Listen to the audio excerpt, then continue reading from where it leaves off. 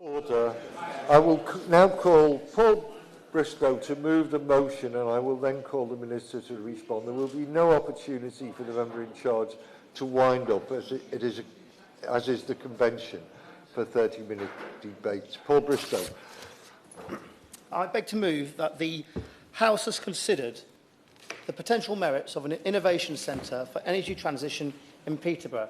It's a pleasure to serve under your chairmanship, Sir George.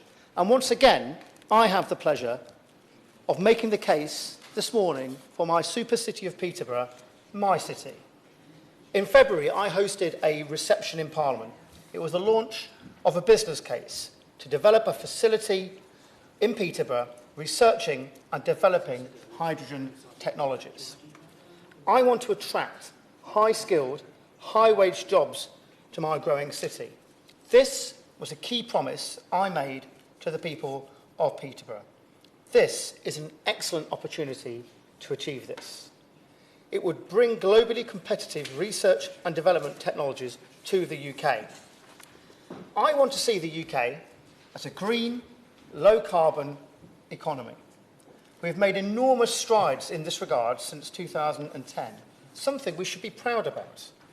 Technology is the way to continue this drive towards net zero and make the UK competitive over the coming decades, not punitive measures that would make working people colder and poorer, but technology and investment in technology. We must drive productive growth in new industries and technologies. Now, Sir George, partners in Peterborough, including the City Council, Anglia Ruskin University, TWI and key businesses, are developing their case for a high-growth energy cluster at the new university campus on Peterborough's embankment. This is the culmination of a 10-year plan to transform the local economy.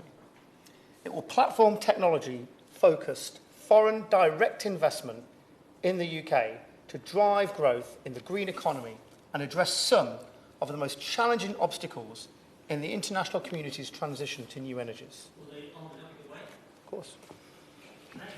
First of all, congratulate him on this and support him in his efforts to increase the potential of Peterborough. Does he agree that if we're ever to come close to a net zero target, investments are needed on a large scale? With that, I support what he's saying and also agree with his view that university research corralling the best and brightest minds is essential. Does the Honourable Member envisage that this will draw and include university students from across all of the United Kingdom, and this will lead to a UK-wide centre for UK and global benefit? Well, the Honourable Member must have had a sneak glance of my speech, because that's exactly what I'm going to say in my remarks, and I thank him for his intervention. This is all whilst trying to create a new, highly skilled and highly paid job opportunities in Peterborough. The ambition is to create a new research institute called the Global Innovation Centre for Energy Transition, through which to attract large global energy production companies. These include Shell, BP, ADNOC and a consortium of domestic industrial high-energy users. Foundation industries such as steel, glass and concrete producers will develop the new technologies needed for the safe transmission, distribution and use of hydrogen into industrial and domestic applications. The ecosystem created will also focus on related technologies for the storage of hydrogen and CO2, as well as the production of sustainable aviation fuels.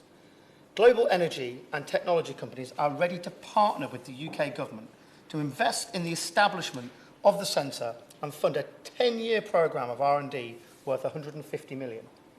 These firms will pool resources, knowledge and investment at sufficient scale, as well as scientific expertise to generate the enabling technologies to produce new products and systems that will allow this new market to form and grow.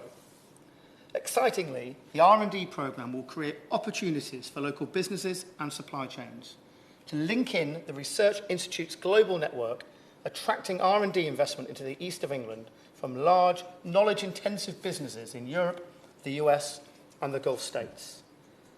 This in turn will increase demand for high-level or higher-level skills, improving access to better quality jobs by increasing aspirations and wages for local residents. This is important to the UK and is important to Peterborough. Now, firstly, there's the obvious case for transitioning towards more sustainable, greener energy sources, of which hydrogen can form an important part of our future energy mix in the UK. The UK's natural gas network is currently unsuitable for the transportation of hydrogen, which can permeate and cause failure in steel pipes, a phenomenon known as hydrogen embrittlement. New transmission networks will need to be developed to form new materials. These include protective inner coatings or non-metallic network materials to safely store, transport and distribute hydrogen. The UK government plans to assemble sufficient evidence by September 2024 to enable a decision to be made in 2025 on whether to upgrade the national grid distribution network.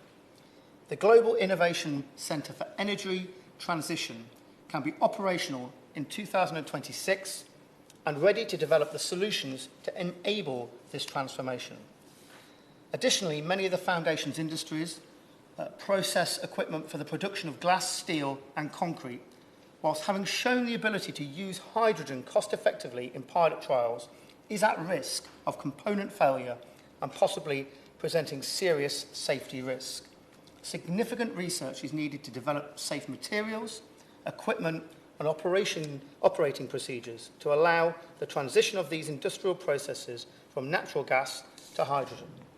There are no other plans in the UK to attract research and development activity in this emerging sector.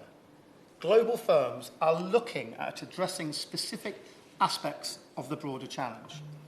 These disparate efforts will create a patchwork of solutions by attracting a critical mass of the key players. To integrate their R&D programmes in the UK, there is the opportunity to lock these firms into a joint endeavour for decades to come. And this in turn provides the UK with the opportunity to find ways of convening its science base as a partnership with, for instance, the Royce Institute and High Value Manufacturing Catapult to create a solutions network bespoke to the challenges around the transmission, the storage and the use of hydrogen and CO2. In a stepwise manner, we can use the opportunity to integrate R&D in the UK, expanding the network of UK institutes that can create an anchoring effect, which makes it difficult for these energy companies to disengage and disintegrate their R&D efforts in this specific field. And this ultimately benefits, the ultimate benefit of this is attracting and integrating these global R&D efforts. It's the opportunity to link intellectual property into UK supply chains for a myriad of technical applications, including design, manufacturing and services. Now, the second reason for developing this technology and why it should be done in Peterborough relates to the opportunity to develop a high-value industry that can provide opportunities for high-skilled workers and help level up the regional economy. Peterborough is a place where its business structure has transitioned over the last few decades from industries based in engineering and manufacturing to lower value services in retail, wholesale, transport and storage, accommodation and food services. Employment has remained relatively high, but wages are on average 9% lower than the national average. It was on a trend towards that classic low-wage, low-skill equilibrium. However, in recent years, Peterborough has emerged as an increasingly innovative economy and is now among the 15 cities with the highest number of business startups and patents in the UK. The move towards more knowledge-intensive industries can also be observed when looking at the makeup of its industrial structure, with 5 high-performing business sectors, including advanced engineering and manufacturing, agri-tech, food and drink, digital and creative, and energy and environment and financial services. Making further progress is not without its challenges. Peterborough has for a long time been an education cold spot, with low levels of participation in higher education and low skill levels amongst the working age population that has limited wage and productivity growth, 6% below the national average. Skill levels at level 4 and above are lower than the wider region, but are now improving quickly. We are turning a corner. The new university has helped turn this around and will further accelerate this trend, providing the necessary skill base for existing firms and new science and tech businesses that can be attracted into the city by a new research centre. As mentioned, there are signs that the industry formation is improving, with new startups in knowledge-intensive industries, but the local ecosystem is fragmented and lacks strong links to higher education and research institutions. The proposed R&D facility will provide the demand-side driver for innovation and for growth. It will accelerate the positive progress we are making with recent investment and levelling up projects in our city.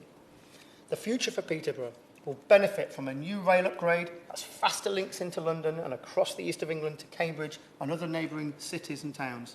And the development of the city centre around the new station quarter will provide new, affordable, Grade A commercial premises that will help attract new businesses into Peterborough.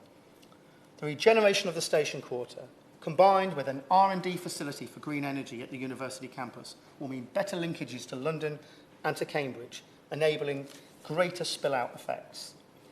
The immediate benefits of a new research facility and R&D programme stem from the rapidly establishing an innovative ecosystem which generates increasing demand for high-skilled workers in Peterborough and the Fens. These include the creation of 100 R&D direct jobs and 200 indirect jobs in related STEM activity. The R&D programme will also create 500 indirect and induced jobs through the participation of 150 local firms in global supply chains, as well as new business startups and spin-outs. There will be a substantial positive economic impact on Peterborough City and surrounding region, such that investment in the R&D programme will generate a positive effect on new opportunities for graduate-level employment, encouraging both participation in higher education and, more importantly, in the local retention of graduates. Because as we become a more skilled working city, it is important to retain our graduates, and this R&D centre will allow us to do just this. However, the wider benefits will accrue to the UK as a whole. The global market for these new technologies is huge, and the forecast value for global hydrogen transmission and distribution pipe networks has been estimated to be at 427 billion by 2050. By anchoring the underpinning knowledge for these solutions into the UK via the Global Innovation Centre, we significantly increase the chances for British firms, those regionally around Peterborough and those connected through hubs in Middlesbrough and Port Talbot, to be integrated into future supply chains. Having the technology developed here also gives the UK first mover advantage for the global rollout of new technologies. The proposal to build a new research institute on the university campus in Peterborough presents a huge opportunity for the regional and the national economy.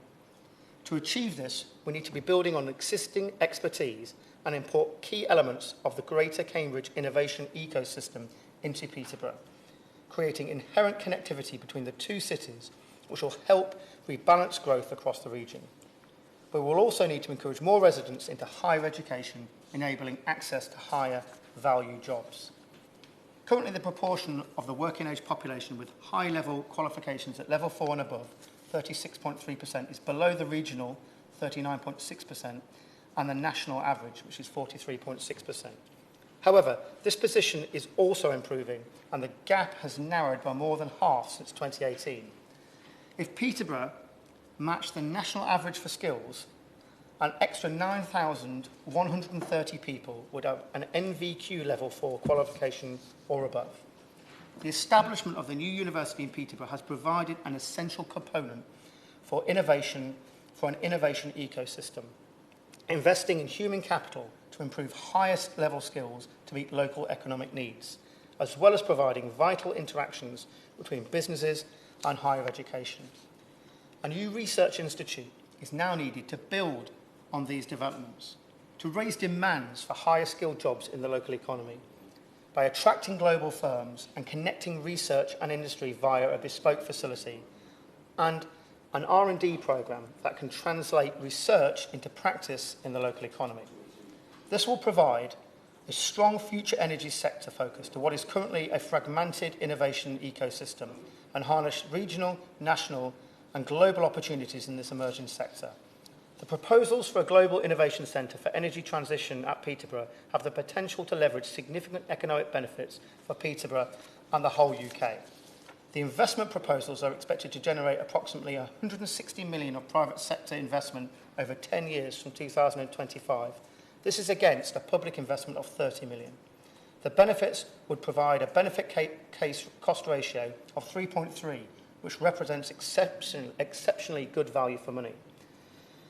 We need an urgent meeting with ministers to realise this opportunity for the UK and for my city. It involves several departments, trade, energy and levelling up.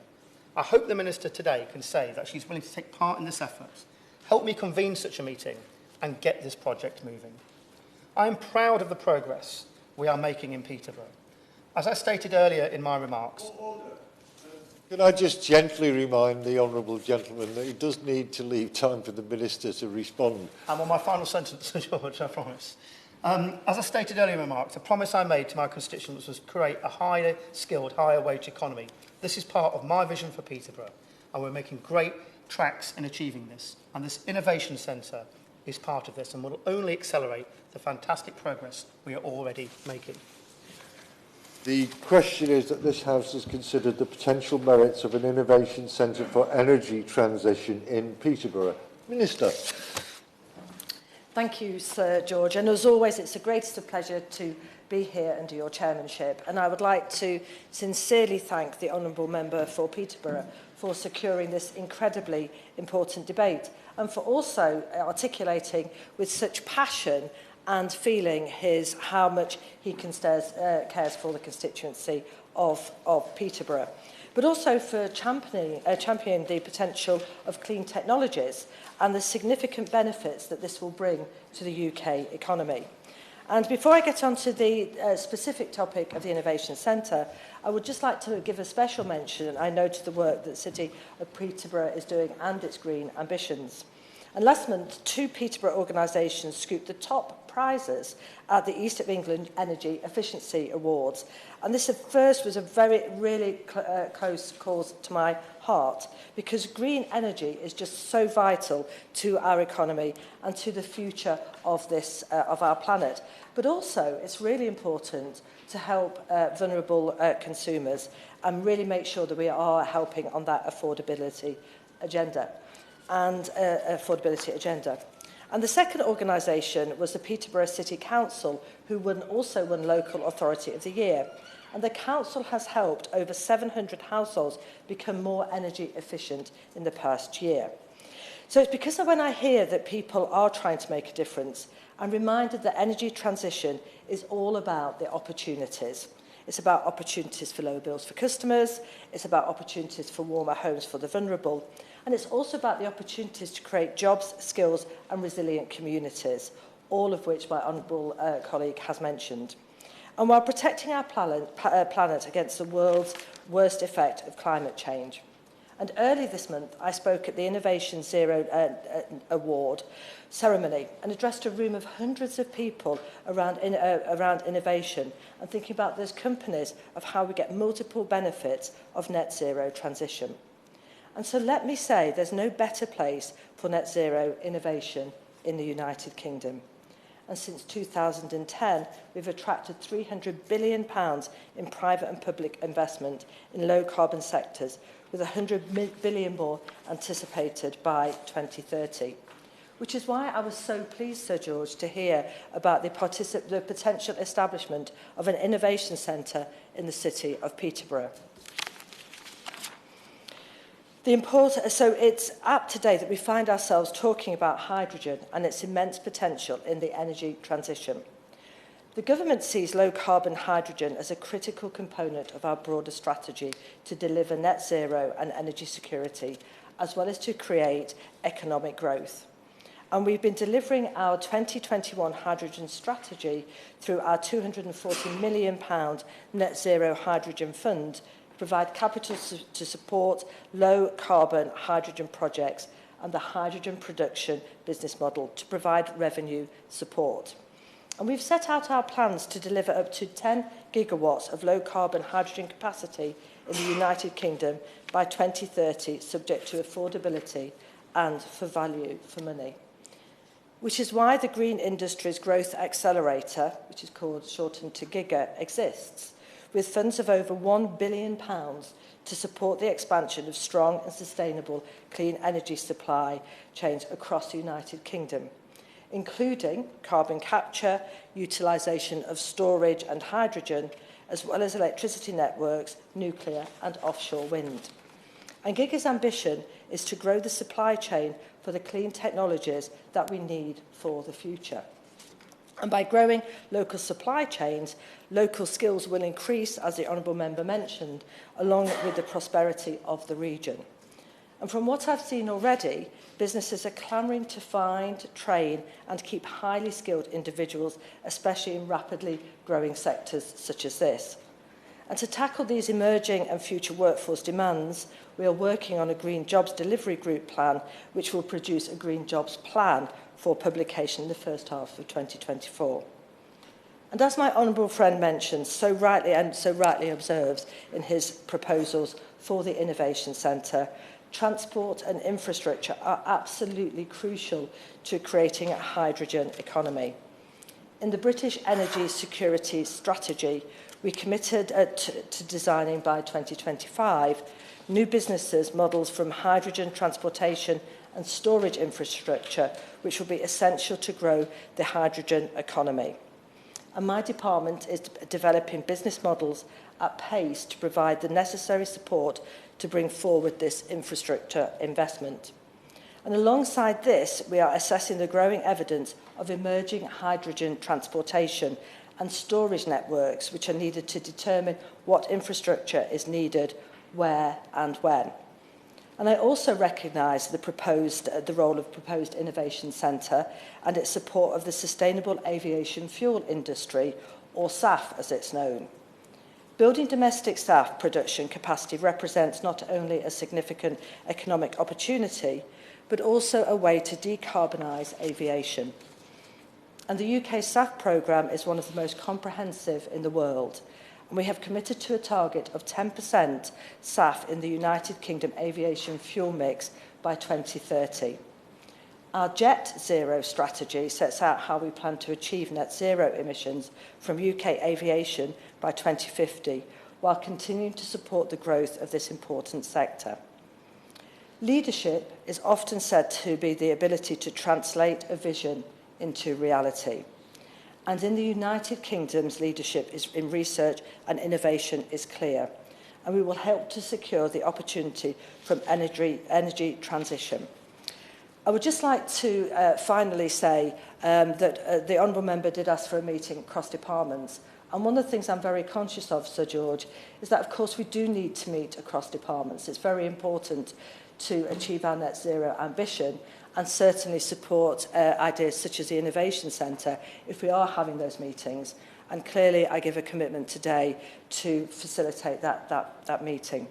So I'd like to thank once again the Honourable Member from Peterborough for really organising this incredibly important debate, for reminding us today how important it is that we have this innovation and how we think about our future for the economy, but also for the climate change and for our planet.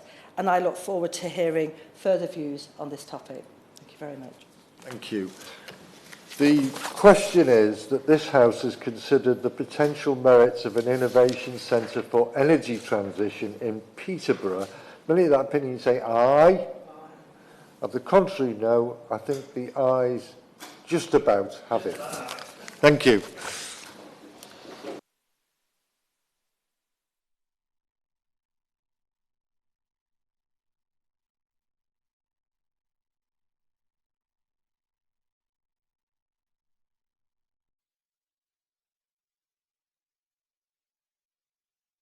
The proceeding has ended.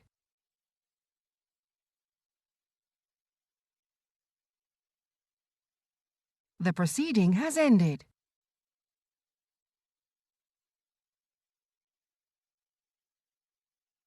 The proceeding has ended.